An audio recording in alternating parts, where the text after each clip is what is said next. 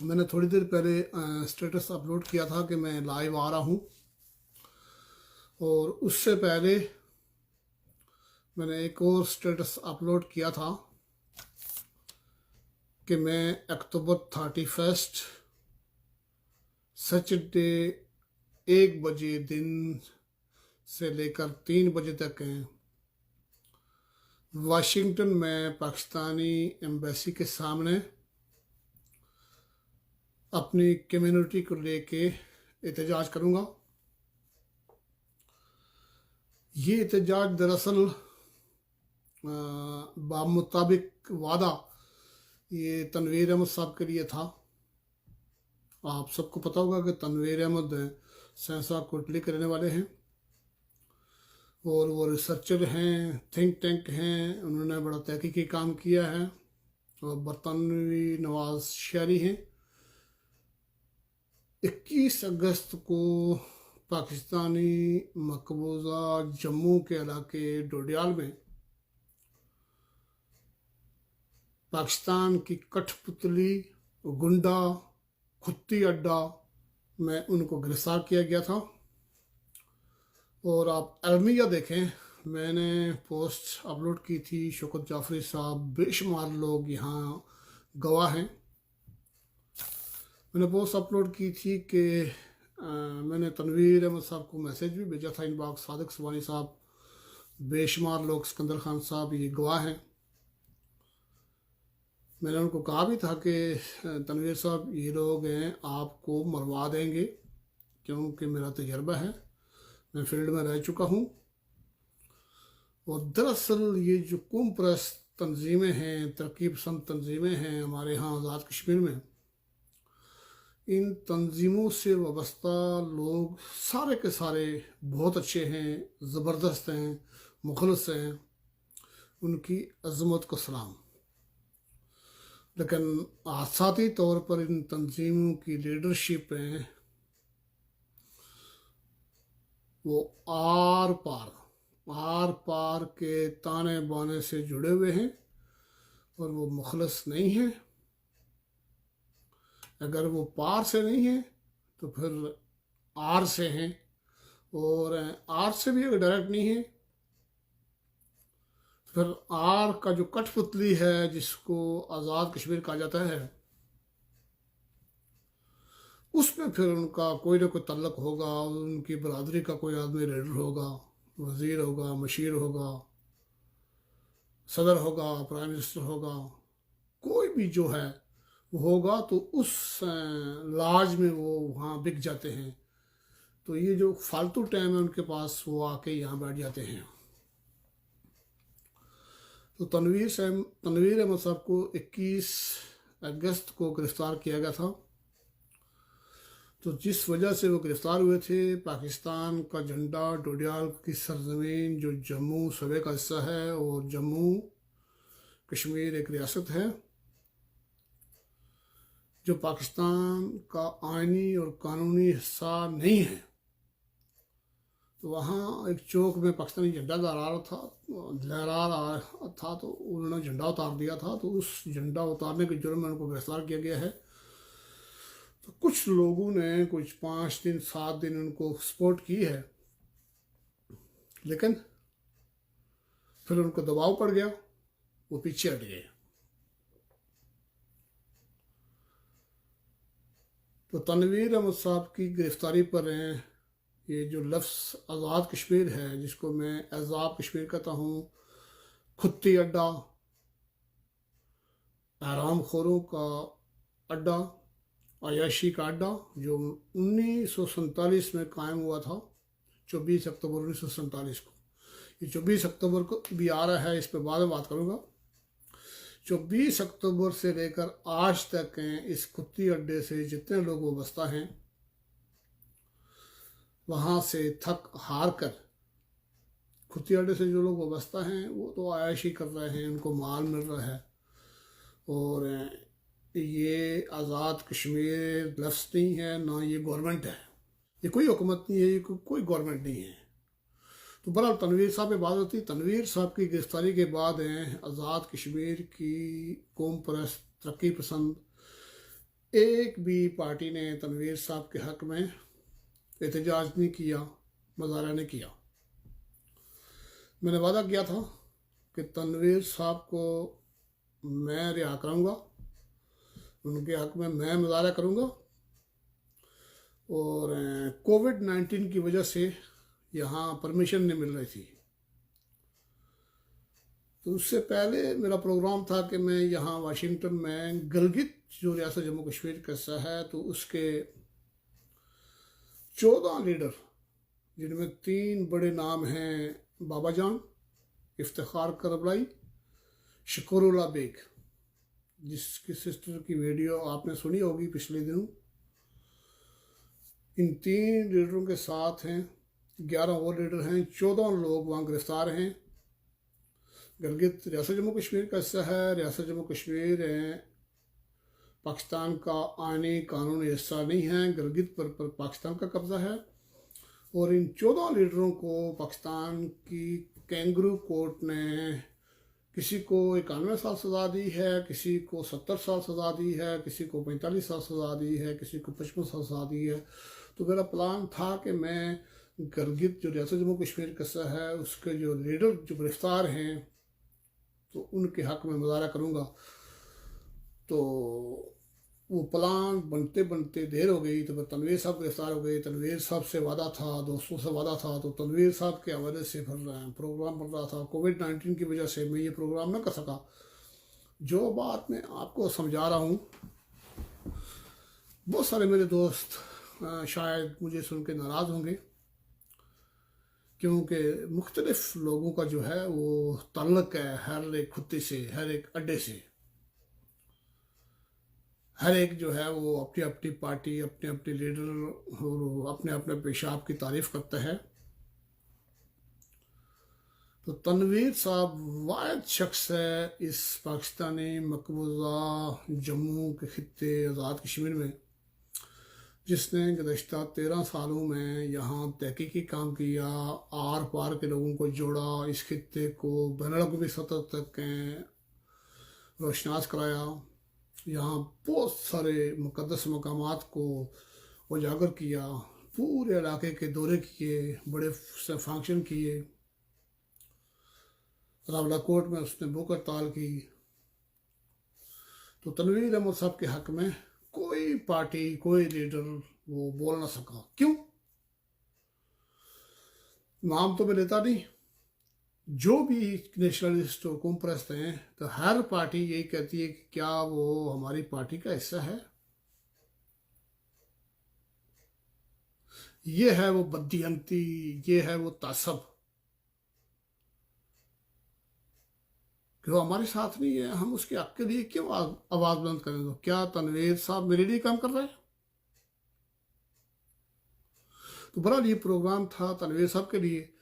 تو حادثاتی طور پر اس کے بعد یہاں پر بہت سارے حادثات رونما ہوئے۔ تو 6 اکتوبر کو جموں کشمیر نیشنل عوامی پارٹی اور جموں کشمیر NSF نے جو احتجاج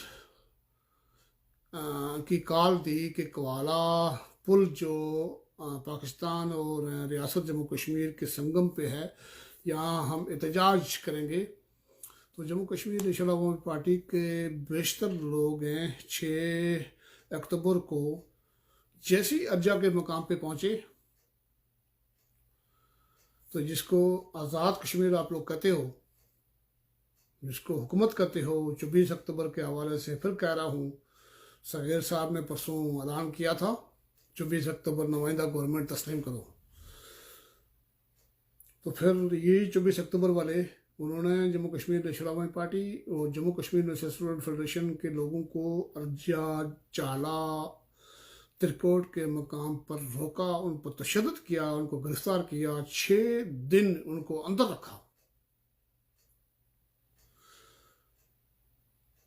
تو وہ بھی میرے اپنے ہیں، تنویر بھی میرا ہے، گلگت والے بھی میرے ہیں۔ جائے کہ میں ان کی پارٹی میں نہیں ہوں، ان کی اسپیسیفک جو پارٹی ان میں نہیں ہوں، لیکن وہ میرے ہیں۔ تو اسی کے ساتھ ساتھ یہ 24 اکتوبر جو آیا، تو 24 اکتوبر کو صغیر صاحب وہ بھی میرے دوست ہیں، जम्मू कश्मीर लिबरेशन फ्रंट का एक धड़ा है, और आपको याद होगा कि ये कोई 8 ग्रुप हैं। तो सगीर साहब ने 24 अक्टूबर को रावलाकोट से पाकिस्तान की तरफ मार्च का ऐलान किया। 24 अक्टूबर क्या है, ये टोटल फ्रॉड है, इस पर मैं बाद में आऊँगा। मैंने एक जगह लिखा भी है। सगीर साहब के साथ मेरा इख्तलाफ है, बहुत ज़्यादा इख्तलाफ है। मैं उनकी चमड़ी भी निकालता रहता हूँ, उन पर तनकीद भी करता हूँ, लेकिन वो अपनी जगह। लेकिन सगीर साहब और उसके साथ हज़ारों दूसरे नौजवान जो मेरे अपने हैं, उन्होंने इस्लामाबाद की तरफ मार्च का ऐलान किया। तो उनकी मार्च को रोकने के लिए रावलपिंडी की तरफ, इस्लामाबाद की तरफ जो रास्ते हैं वो बंद कर दिए गए, रुकावटें खड़ी कर दी गई। और वो रास्ते में अफसर मार्केट है, वहाँ जाकर उन्होंने धरना दिया, रात भी थी। दूसरी रात जैसी आई तो आप लोगों के तवज्जुह से जो मैंने पढ़ा कि वहाँ आज़ाद कश्मीर खुत्ती अड्डा 1947 में जो बना था, जो पाकिस्तान की आर्मी ने बनाया था, तो इन्होंने, इनकी पुलिस है एक है, वो काली वर्दियाँ लगाई हुई हैं, बड़ी बड़ी पूँछें रखी हुई हैं, हाथ में डंडे पकड़े हुए हैं, और इनके ऊपर है कोई फारूक अदर के नाम से बैठता है, कोई महसूद के नाम से बैठता है, कोई चौधरी मौजूदा के नाम से बैठता है, कोई याकूब के नाम से बैठता है, कोई सुल्तान के नाम से बैठता है, कोई इब्राहिम के नाम से बैठता है, कोई सिकंदर के नाम से बैठता है, कोई कय्यूम के नाम से बैठता है। ये सारे गुंडे, बदमाश, चोर, तनख्वाहदार हैं।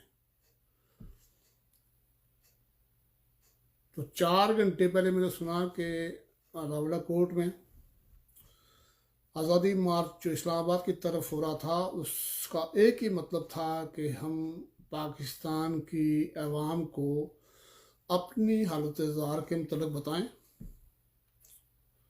क्योंकि पाकिस्तान की अवाम बेकसूर है, उनको कोई पता नहीं है। वो पैगाम लेके जा रहे थे, नेते, हाथ में डंडी भी नहीं है। तो उनको रोक कर उन पर तशद्दुद किया गया, उनके 150 लोगों को गिरफ्तार किया गया। तो मैं सगीर साहब की पार्टी का नहीं हूँ, मैं ना मन्नात का हूँ, ना मैं NSF का हूँ। हाँ, मैं जम्मू कश्मीर NSF का जो बागी ग्रुप है, फरहान मुश्ताक जिसके प्रेसिडेंट हैं, और Jammu Kashmir student liberation front जो बागी ग्रुप है आज़ाद सलफ़ के नाम से, मैं इन दोनों को सपोर्ट करता रहता हूँ। ये मेरे आइडियल लोग हैं, ये रियासत की तारीख पर जो है वो जमे हुए हैं, बात करते हैं, और बाकी तंजीमों में बेशुमार लोग हैं जो रियासत की तारीख को समझ चुके हैं, उनको भी सपोर्ट करता हूँ। लेकिन बाकी जो पॉलिटिकल पार्टीज़ हैं वो तासुब के शिकार हैं, वो बदनीयत हैं, वो एक दूसरे को एजेंट कहते हैं। और तनवीर साहब आपके सामने हैं, नैब वाले आपके सामने हैं, NSF वाले आपके सामने हैं। ये आज सगीर साहब के साथ जो हादसा हुआ, अखबारी बयान दे देंगे, सोशल मीडिया में खबर उनके हक में दे देंगे, लेकिन मजाल कि आज आज़ाद कश्मीर के किसी कोने में कोई 200-400 आदमी निकल कर पाकिस्तानी बाजवा और नियाजी के ख़िलाफ़ कोई एहतजाज करे कि हमारे नेते लोगों को रावलाकोट में तशद्दुद का निशाना क्यों बनाया गया, उनका जुर्म क्या था। तो दोस्तों, ये हासिल जो सारा कुछ है, मेरा किसी पार्टी से कोई तल्लक नहीं है, मैं इनमें से किसी पार्टी को नहीं मानता, लेकिन मंदे चंगे हैं तो मेरे, और इनके साथ जो लोग हैं मैं उन लोगों में से हूँ, वो मुझ में से हैं, मुझसे रहा नहीं जाता। तो मैं इसाक शरीफ, मेरी जो कम्युनिटी है यहाँ, मुझे 70 आदमी मिलता है, 20 मिलते हैं, 30 मिलते हैं, कोई भी नहीं आता। तो अकेला मैं जाऊँगा, मैंने ऐलान कर दिया है। मैं परमिशन ले रहा था, परमिशन मुझे नहीं मिल रही थी। तो सगीर साहब की किस्मत, उनकी पार्टी की किस्मत कि जैसे ही उन पर तशद्दुद हुआ तो मुझे ईमेल आई कि आपकी ईमेल हमें मिल चुकी है, और उसके बाद वो एक पेपर बेचते हैं और उसको फिल करके फिर फैक्स करना होता है, फिर वो कहते हैं कि यू ऑल सेट। तो ये मैं सारे मामलात जमा करके لیٹسٹ صغیر صاحب کی گرفتاری، ان کے ساتھیوں کی گرفتاری، ان پر تشدد، جموں کشمیر نیشنل عوامی پارٹی اور Jammu Kashmir national student federation کی گرفتاری، ان پر تشدد، تنویر صاحب کو جو 21 اگست سے گرفتار کیا گیا ہے بلا کسی وجہ کے، اور گلگت کے جو ہمارے لیڈر ہیں بابا جان افتخار قبلائی شکر اللہ بیگ، تو ان کے حق میں پاکستانی ریاست جس نے غیر قانونی طور پر میرے ملک، میرے مادر وطن پہ قبضہ کیا ہوا ہے، اور وہ قبضہ کر کے انہوں نے یہ جو آزاد کشمیر نام انہوں نے رکھا ہوا ہے، یہ کھتی اڈا ہے۔ کھتے سمجھتے ہو؟ یہاں جہاں بچپن میں بیڑے بنٹے کھیلا کرتے تھے،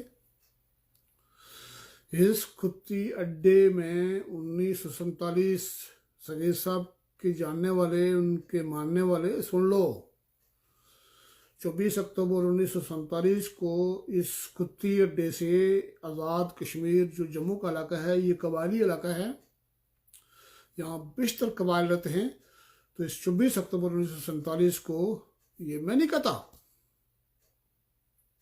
کہتا، یہ امور کشمیر کے ایک وزیر تھے شعیب قریشی، انہوں نے اپنے ہاتھوں سے نام لکھے ہوئے ہیں۔ محمد ابراہیم 85 روپیہ، چودھری غلام عباس 150 روپیہ، محمد عبد القیوم 55 روپیہ،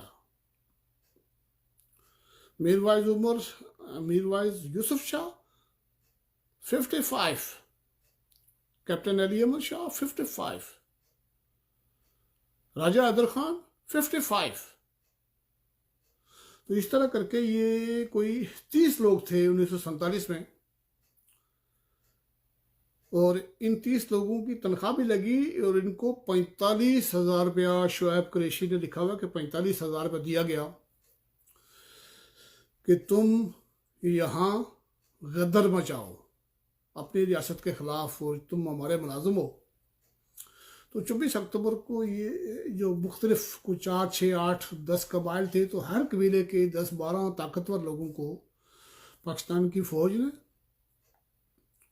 اور ارباب اختیار نے اپنے قبضے میں لے کر ان کی تنخواہ مقرر کی، ان کے پیسے مقرر کیے، اور 1947 سے لے کر یہ سارے کے سارے لوگ اسلام آباد سیٹلائٹ ٹاؤن میں رہائش پذیر ہیں۔ آزاد کشمیر گورنمنٹ، میں نے اپنی وال پہ تھوڑی دیر پہلے یونائٹڈ نیشن سیکورٹی کونسل کی ریزولوشن لگائی ہوئی ہے، راجہ مظفر صاحب کی وال پر بھی میں نے اس کو اپلوڈ کیا ہوا ہے، زاہد خان صاحب کی وال پر 2 جگہ اپلوڈ کیا ہوا ہے۔ وہ خدا کے بندو، یہ جو آزاد کشمیر والوں ہو، کہاں رہتے ہو، کون سے دنیا میں رہتے ہو، کیا کھایا پیا آپ لوگوں نے، آپ کے دماغ میں کیا چیزیں ہیں؟ ہاں ایک بات یاد رکھو کہ ہاں آپ طاقتور ہو تو پھر اپنے طاقت کا استعمال کرو، کچل دو سامنے والی طاقتوں کو، مار دو، پھر دنیا کو اپنا نظام دکھاؤ، دنیا کو اپنا نظام دو۔ تو یہ تو ایک آپشن ہے، اس آپشن کو اگر آپ پورا نہیں کر سکتے، دنیا سے لڑ نہیں سکتے، تو پھر دنیا کا جو دیا ہوا نظام ہے، قانون ہے، اس کو مانو۔ وہ دنیا کا قانون، دنیا کا عالمی ادارہ اقوام متحدہ ہے، اقوام متحدہ کی سلامتی کونسل نے قرارداد میں بڑا واضح 2 ٹوک لکھا ہوا ہے کہ پاکستان ریاست جموں کشمیر پر قابض ہے، وہ پاکستان مکمل طور پر یہاں سے اپنے قبائلی اور فوج لے کے نکلے گا، انڈیا یہاں اپنی فوج کم کرے گا، پوری فوج لے کے نکلے گا نہیں، کم کرے گا۔ اور جب سیکیورٹی کونسل کو یہ سیٹسفیکشن ہو جائے گی، اطمینان ہو جائے گا کہ پاکستان مکمل نکل چکا ہے، تو پھر اس ریاست کا جو انضمام ہے وہ حاصل کرنے کے لیے، اس سے پہلے جو سیز فائر ہوا تھا، اس سے پہلے یہاں جو لوکل ایڈمنسٹریشن قائم کی گئی ہے، اس کو وہاں لکھا ہوا ہے کہ یہاں لوکل اتھارٹی جو ہے، وہاں کے عوام جو انسان وہاں بستے ہیں، ان کے بنیادی انسانی حقوق ہیں کی ادائیگی کے لیے کام کرے گا۔ لوکل اتھارٹی میں ایک ایڈمنسٹریٹر ہوگا، جس کو اردو میں محتمم کہتے ہیں، تو اس کا آفس جو ہے وہ اس وقت قائم کیا گیا تھا United Nation commission of India Pakistan کے ساتھ۔ United Nation commission of India Pakistan dissolve ہو گیا، لیکن اس کی جگہ آیا ہوا ہے United Nation military observer India and Pakistan. اب وہ آفس ان کے ماتحت ہے۔ آزاد کشمیر نام کی کوئی چیز نہیں ہے، نہ صدر آزاد کشمیر ہے، نہ اسمبلی ہے، نہ یہاں کوئی وزیر اعظم ہے۔ یہ پاکستانی فوج کا بیس اڈا ہے۔ مجھ پر یقین نہیں کرتے ہو تو شعیب قریشی، میں نے تو کچھ کہا ہی نہیں، شعیب قریشی کہتا ہے نا 45,000 ان کو 1947 میں میرا تنخواہ بھی لگائی۔ مقبول بٹ نے 1970 میں ایک تقریر کی ہوئی ہے، جس کو آپ بہت بڑا لیڈر مانتے ہو۔ وہ تقریر میں، اس کی تقریر میں 3 باتیں بڑی اہم ہیں۔ وہ کہتا ہے کہ امور کشمیر ہیں کہ وظیفہ خور 1947 میں 85 روپے اور 150 روپے پر بھرتی ہونے والے، وہ کون ہے؟ 85 روپے پہ پہلا نام ابراہیم کا ہے، دوسرے نمبر پہ چودھری غلام عباس ہے، پھر تیسرے سے لے کے 30 تک جاتے ہیں، اور 45,000 روپے ان کو ملا۔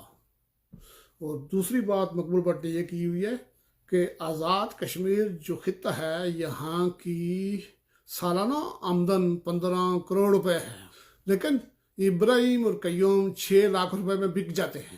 14 کروڑ 4 لاکھ روپے پاکستان کی فوج کھا جاتی ہے۔ 14 کروڑ 4 لاکھ روپے آپ کے میرے وہ کھا جاتے ہیں۔ اب جو ایڈمنسٹریشن بنی تھی 47 میں، لوکل اتھارٹی، اس کا نام بدلی کر کے حکومت آزاد کشمیر، بانی کشمیر، غازی ملت ہیں، بہت بڑا لیڈر جسے صغیر صاحب کہتے ہیں، کہ 150 سال کے بعد اس نے ڈوگرا خاندان سے بدلہ لیا ہے۔ آج صغیر صاحب وہ باتیں کرنے کے نہیں ہیں، اور میرے اسلاف نے، ہمارے اسلاف نے بڑی جنگ کی ہے۔ تو بہرحال میں نے ایک جگہ لکھا بھی ہے کہ اس شخص کو اپنی تاریخ اس سے نہ بلے، تو اس کو پتہ نہیں ہے۔ جس دن اس کو پتہ، لوگ تنقید کر رہے تھے کہ بھئی وہ میچ فکس ہے، سودا کر گیا ہے، تو میں نے یہ تصدیق کی ہے کہ صغیر صاحب کو میں جانتا ہوں، وہ میچ فکس نہیں کرتا، سودا نہیں کرتا۔ البتہ یہ بات ہے کہ وہ ابراہیم صاحب کو بڑا لیڈر مانتا ہے۔ پتہ نہیں اس کو خاندان کا دباؤ ہے۔ ایک دفعہ ماموں صغیر مجھے کہہ رہا تھا، ماما صغیر کہ بھائی وہ اس شادی کتنی ہے، مجبور ہے تو اب وہ کچھ نہیں بول سکتا۔ تو شاید یہی کوئی بات ہو، تو برحال میں قانونی بات کر رہا ہوں۔ آزاد کشمیر، صدر آزاد کشمیر، وزیر اعظم آزاد کشمیر، یہ کچھ بھی نہیں، یہ سب جھوٹ ہے۔ 1970 میں 15 کروڑ روپے ہماری انکم تھی۔ 14 کروڑ 4 لاکھ روپے پاکستان کی فوج یہاں سے اس وقت لے کے جاتی تھی، اور قیوم اور ابراہیم کو 6 لاکھ روپے ملتے تھے۔ ہم لوگ کھیتی باڑی کرتے تھے، زیادہ سے زیادہ بازار سے ہم نے چینی لائی یا نمک لاتے تھے۔ ہمیں کیا ملا؟ 1988 میں آزاد کشمیر یونیورسٹی کی کلاسیں یہاں چلتی ہیں۔ کتنے لوگ گواہ ہیں 1990 تک انٹرمیڈیٹ کالج، زیادہ سے زیادہ وہ ڈگری کالج، اس میں بھی کوئی سواد نہیں، اس میں بھی کوئی حال نہیں۔ تو سارے لوگ پشاور یونیورسٹی، راولپنڈی، لاہور، ملتان، کراچی میں جا کر وہ ایم اے اور ایل ایل بی کرتے رہے، واپس آ کر اردو میڈیم میں ایل ایل بی والے جو ہے وکیل بن گئے، اور باقی اسکول ٹیچر بن گئے۔ ہمارے پاس کوئی تعلیمی ادارہ نہیں، ہمارے پاس ہاسپٹل نہیں، ہمارے پاس سڑک نہیں، ہمارے پاس روزگار نہیں۔ تو وہ 1970 والا 14 کروڑ 4 لاکھ روپیہ پاکستان کی فوج کھاتی ہے، 6 لاکھ روپے تو لوگوں کو دیتی تھی۔ تو آج ہمارے پاس 1523 میگا واٹ بجلی 1 گھنٹے میں پیدا ہوتی ہے۔ آج ہمارے لوگ دنیا میں زر مبادلہ بھی بیچتے ہیں۔ تو آج کی جو ہماری انکم ہے آزاد کشمیر کی، گلگت کی بات نہیں کر رہا ہوں، آج کی انکم 5,500 ارب روپیہ ہے۔ 5,500 ارب میں سے 139 ارب روپیہ واپس ملتا ہے کھتی اڈا آزاد کشمیر، جس کا اس وقت سربراہ فاروق قدر ہے۔ 139 ارب میں سے وہ جو کھتی اڈا ہے جو 1947 میں ابراہیم صاحب نے ہمارے لیے گناہ کیا تھا، جس کی سزا ہم لوگ بھگت رہے ہیں، اور اس کو تو قیوم خان نے 1952 میں گول کر دیا تھا کرنل شیر احمد کے ساتھ مل کر. اس کے بعد وہ بیچارہ گھومتا ہی رہا. تو یہ جو 139 ارب روپیہ اس کھتی اڈے کو ملتا ہے بدماشوں کو، تو 139 ارب میں سے 115 ارب روپے یہ جو کھتی اڈے سے وابستہ وزیر، مشیر، ایوان صدر، وزیر اعظم ہاؤس، کشمیر ہاؤس، ان کے جو آفیسر ہیں، ان میں سے یہ لوگ 115 ارب روپیہ سالانہ یہ کھا جاتے ہیں. باقی بچتا ہے ہمارے پاس 24 ارب. 24 ارب میں سے کتنی یونیورسٹی بنے گی، کتنے کالج بنیں گے، کتنے ہاسپٹل بنیں گے، کتنی جابز ہوں گی. تو یہ 115 ارب یہ سارے کھا گئے. یہ بدماش وہ جو 1947 میں ان کا جو پلان ہوا تھا، ہر قبیلے کے 10-12 لوگ انہوں نے ہائر کیے ہوئے ہیں، کوئی آفیسر ہیں، کوئی حکومت میں ہیں. اب آتے ہیں یہ جو کھتی اڈا ہے آزاد کشمیر ہے، اس کا کام کیا ہے؟ وزیر اعظم ہاؤس، ایوان صدر، کشمیر ہاؤس. میں نے پہلے بھی ایک دفعہ بات کی تھی، ان تینوں جگہوں پر آزاد کشمیر کا کون سا علاقہ ہے جس علاقے کی بیٹی بہن ہے اس جگہ پر پنڈی میں، یا اس جگہ پر پنڈی میں تو ان کا ہے کشمیر ہاؤس. کشمیر ہاؤس، وزیر اعظم ہاؤس، پریزیڈنٹ ہاؤس، اور وزراء کے جو اپنے آفس ہیں، ان کے جو ہاسٹلس ہیں، ان کے جو گھر ہیں. کون سا ہمارا رقبہ ہے، کون سا گاؤں ہے جہاں کی بچی کو وہاں بلا کے یہ زنا نہیں کرتے، یہ ہماری بچیوں کے ساتھ زنا کرتے ہیں. یہ جو کھتی اڈا آزاد کشمیر ہے، انتہائی ادب کے ساتھ میں آپ کو کروں، انتہائی ادب کے ساتھ 1947 سے لے کر، پہلے میں نے کہہ دیا ہے یونائٹڈ نیشن سیکورٹی کونسل، اس کو پڑھو، طاقتور ہو تو روم دو، نہیں ہو تو پھر مانو. 1947 میں یہ محمد ابراہیم صاحب سے لے کر آج تک ہیں، یہ جتنے لوگ ہیں یہ کسی قبیلے کے نہیں ہیں، یہ کسی خاندان کے نہیں ہیں، یہ سارے آرام خور ہیں، یہ آپ کے اور میرے دشمن ہیں. یورپ کے جتنے ملکوں میں لوگ مجھے سن رہے ہیں، میں باروز ہفتہ نیکسٹ ویک 31 اکتوبر 1 بجے پاکستان سفیر کے گھر کے سامنے اپنی کمیونٹی کو لے کر پاکستانی فوج کے ناجائز قبضے، میری ریاست پر قبضے، اور میری ریاست کے لوگ ہیں پرامن نیتے احتجاج کرنا چاہتے ہیں، اسلام آباد جانا چاہتے ہیں، وہ اپنے حقوق مانگ رہے ہیں، وہ گنڈے نہیں ہیں، وہ بدماش نہیں ہیں، وہ اپنی بات آپ تک پہنچانا چاہتے ہیں.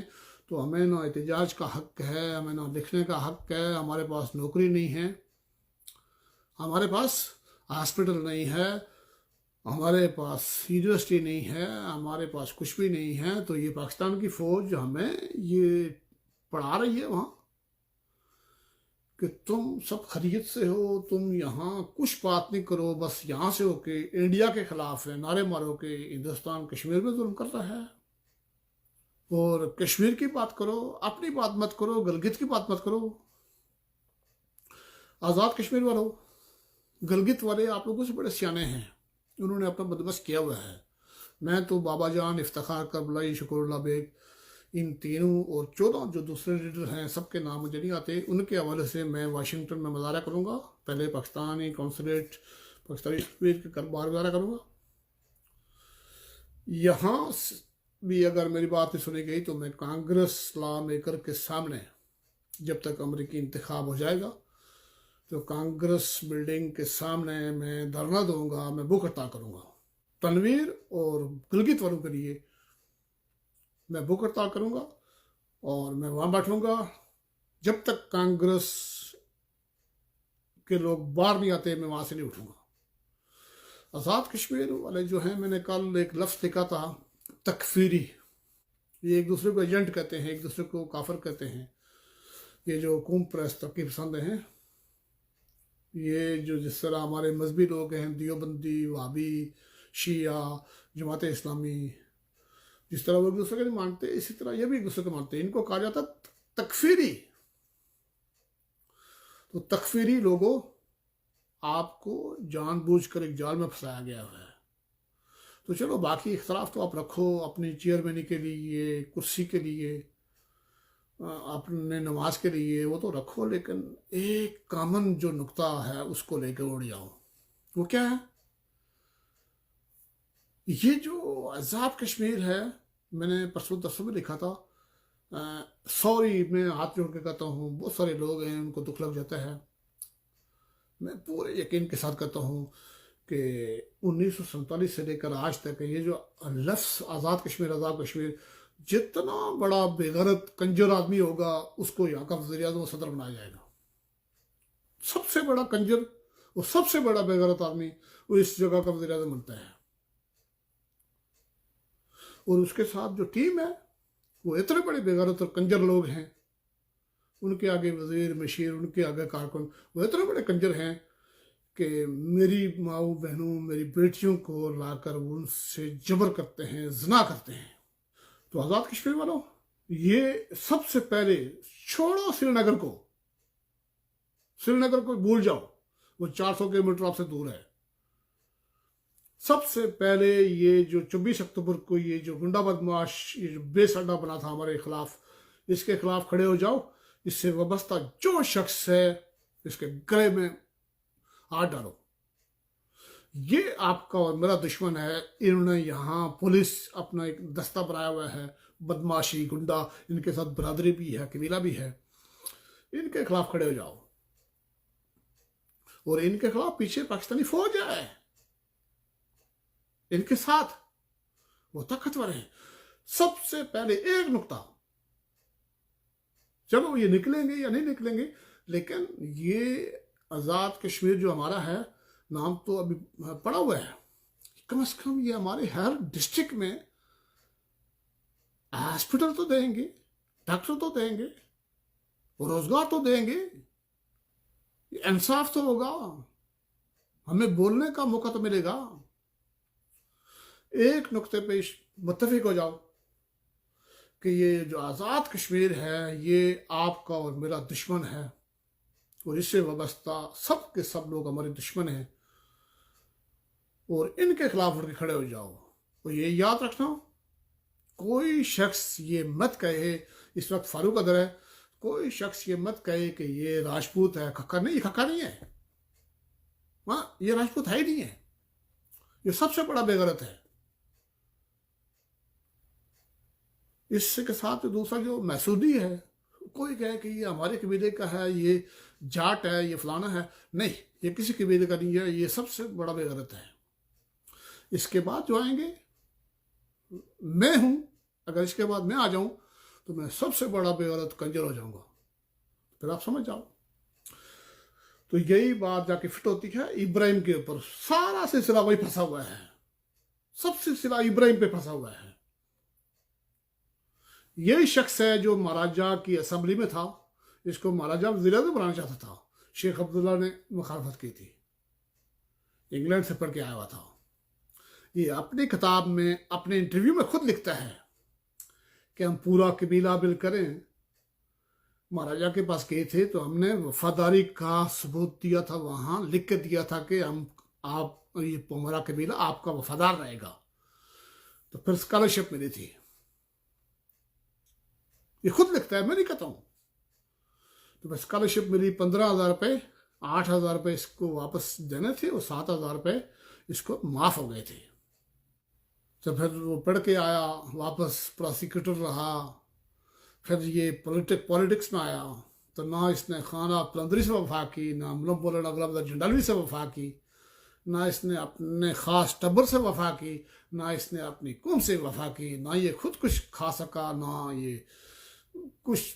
میں نے یہ کل میرے بڑے قریبی ہیں، یہ راوڑا کوٹ آنری کے میرے دوست ہیں، بڑے قریبی دوست ہیں میرے، وہ کل مجھے کہہ رہے تھے کہ اس کی جو آخری کتاب ہے کشمیر بطور ملک، 120 صفحات خالد ابراہیم صاحب نے چھپا کے رکھے ہوئے ہیں، اور وہ تو مر گئے ہیں بیچارے، اب وہ دوسرا ہے ان کا ایک ستہ، وہ 120 صفحات وہ تلاش کرو، کیونکہ یہ جو ابراہیم ہے نا، جس میں پورا کسی طرح پھنسا ہوا ہے، اس میں ایک خاصیت تھی کہ وقتی وہ پھنس جاتا تھا لیکن وہ جھوٹا نہیں تھا، وہ اگل دیتا تھا،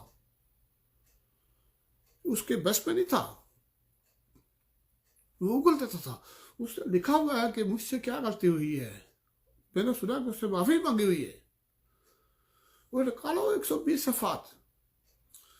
اور 1947 سے جب تک وہاں سے نہیں شروع کرو گے تو پھر آپ کو بنیاد نہیں ملے گی۔ میں صرف ایک مثال دیتا ہوں، ایک مثال، پھر ختم کرتا ہوں۔ میرا اور ایک خان شمیم صاحب ہیں، یا ابھی جو مجھے دیکھ رہے ہیں فاروق احمد صاحب ہیں یا الطاف الرحمان صاحب ہیں، میرا اور الطاف الرحمان کے درمیان تنازع ہو گیا۔ انہوں نے مجھے 2 مکے مار دیے، میں نے 3 مار دیے، میرے منہ سے بھی خون آیا، ان کے منہ سے بھی خون آیا، مقدمہ ہو گیا، عدالت چلے گئے، دونوں اطراف کے منصف بیٹھتے ہیں، بات چیت ہوتی ہے، تو لوگ یہ کہیں کہ نہیں جی مٹی پاؤ، نویں سرے آ جاؤ، نہیں، دونوں طرف کے لوگ بیٹھیں گے، بنیادی مسئلہ بیان ہوگا کہ پہل کس نے کی تھی، غلطی کس سے ہوئی ہے۔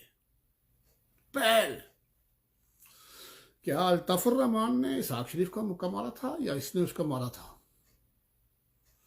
تو دونوں طرف کے جو منصف بیٹھے ہوں گے، جو گواہ پیش ہوں گے، تو جب یہ معلوم ہوگا کہ غلطی اسحاق شریف کی ہے، وہ اس نے پہل کی تھی، نقصان الطاف الرحمان کا ہوا ہے، سچا یہ بن رہا ہے، تو پھر میرے اوپر جرمانہ ہوگا، مجھے مجرم ٹھہرایا جائے گا۔ یہاں سے جا کے پھر راضی نما میں اپنی غلطی تسلیم کروں گا اور پھر سلوٹ کروں گا، یہاں سے جا کر پھر بات بنتی ہے۔ 1947 کوئی ہندو مسلم فساد کی جنگ نہیں تھی، یہاں کوئی دو قومی نظریے کی لڑائی نہیں تھی، یہ پاکستان تھا اور اس کے پیچھے انگریز تھے۔ یہ ریاست ملٹی کلچرل، ملٹی ریلیجیس، اس کا جو لیڈر تھا بڑا پڑھا لکھا شخص تھا، بہت بڑا آدمی تھا، اس کا کوئی مذہب نہیں تھا، اس کا مذہب انصاف تھا۔ تو یہ جو علاقے ہیں اس کے گلگت و لداخ، یہ ہے یہ سارا جھگڑا 1947 میں۔ اس وقت جو عالمی طاقت تھی، نئی طاقت امریکہ تھا، اس سے پہلے برطانیہ تھا، تو ان دونوں کو خوف تھا سوویت یونین اور چین سے، کہ یہ ریاستیں سوویت یونین چین سے لگتی ہے۔ اور یہ جو مہاراجا ہری سنگھ ہے، یہ بڑا سیکولر پڑھا لکھا آدمی ہے، کیونکہ 1925 میں اس نے پہلی گولمیز کانفرنس میں انگریز پر بڑی تنقید کی تھی، تو اس سے یہ خوف زدہ تھے۔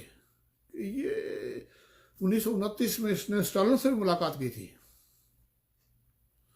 تو یہ خوف زدہ تھے، انہوں نے کہا کہ یہ تقسیم ہند کے فارمولے میں نہیں آ رہا ہے، یہ اسٹینڈ اسٹل ایگریمنٹ کے چکر میں ہے۔